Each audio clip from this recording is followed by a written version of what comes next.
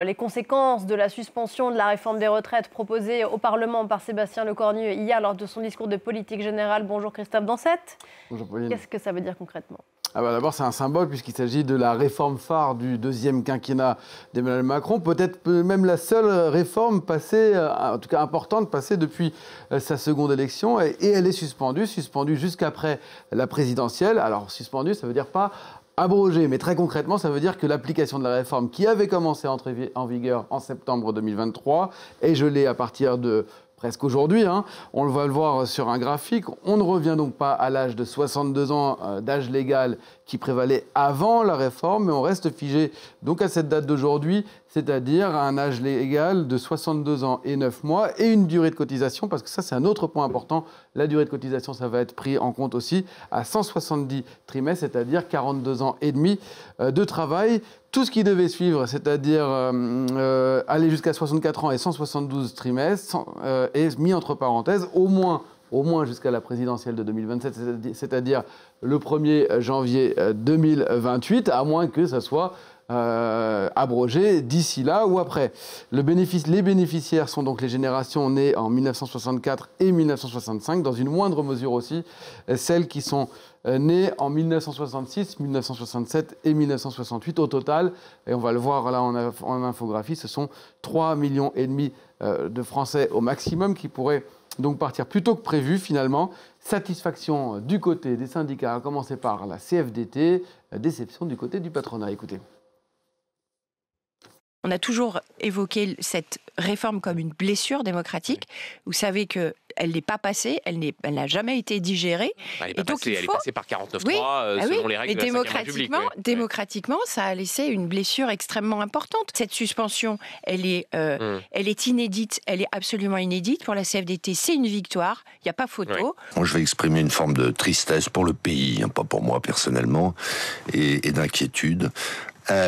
C'est quand même assez extraordinaire que le Parti socialiste impose de détricoter, y compris une réforme, je parle de la réforme Touraine, votée en 2013 par des socialistes.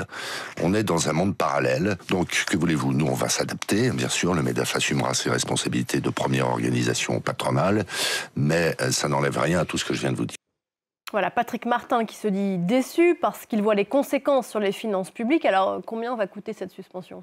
Alors, le Premier ministre, il a donné des chiffres, 400 millions d'euros en 2026 et 1,8 milliard d'euros en 2027. C'est moins que les estimations avancées dans certains rapports. D'ailleurs, Patrick Martin, lui, parle plutôt de plusieurs milliards d'euros. Et c'est vrai qu'à Bercy, une source me précise que le chiffre donné hier par le Premier ministre ne prend en compte que le système de retraite lui-même et pas l'impact de cette suspension sur les finances publiques, notamment le manque à gagner des recettes fiscales ou même sur la croissance. On s'approcherait là plutôt de 3 milliards d'euros par an, selon des chiffres que Sébastien Lecornu avait lui-même donnés la semaine dernière chez nos confrères de France 2, mais des chiffres de 3 milliards que ne confirme pas le ministère des Finances. 3 milliards d'euros qu'il faudra intégrer dans un système budgétaire plus que compliqué ?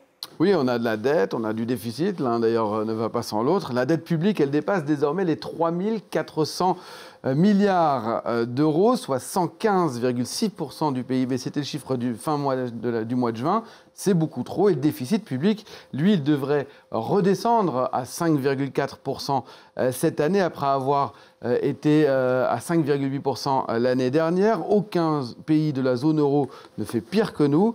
Le prochain budget, a précisé Sébastien Lecornu, devra poursuivre cette trajectoire de baisse, aller vers 4,7%. Ce n'est pas 4,6% comme le voulait François Bayrou, mais 4,7%, 5% au grand maximum. Chaque euro manquant de ce système de retraite devra être compensé ailleurs, dans la dépense publique, dans les niches fiscales ou bien dans les nouvelles recettes fiscales. Au total, près de 14 milliards d'euros de nouveaux impôts sont prévus dans ce projet de budget. Un message adressé autant à Bruxelles qu'au marché financier.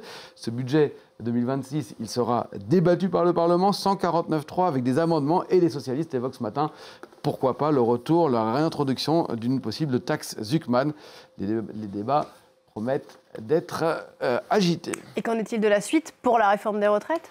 Ce qui est sûr, c'est que le système actuel, il est déficitaire. Donc et ça, selon tous les rapports, ce déficit, il va s'accentuer dans les années qui vont venir. Donc il faudra nécessairement trouver des réponses. Le Premier ministre veut faire de cette pause un temps de réflexion nationale. Il a annoncé l'organisation d'une grande conférence sur les retraites et le travail associant partenaires sociaux, experts et parlementaires. L'objectif, c'est de repenser l'ensemble du système, pas seulement l'âge de départ, mais aussi le mode de fonctionnement du système de retraite, la place du travail des seniors, la place au travail des seniors, la pérennité du modèle de solidarité. Une conférence qui devra tirer ses premières conclusions dès le printemps prochain pour poser les bases d'une nouvelle réforme après 2027, plus concertée, plus lisible et mieux acceptée socialement.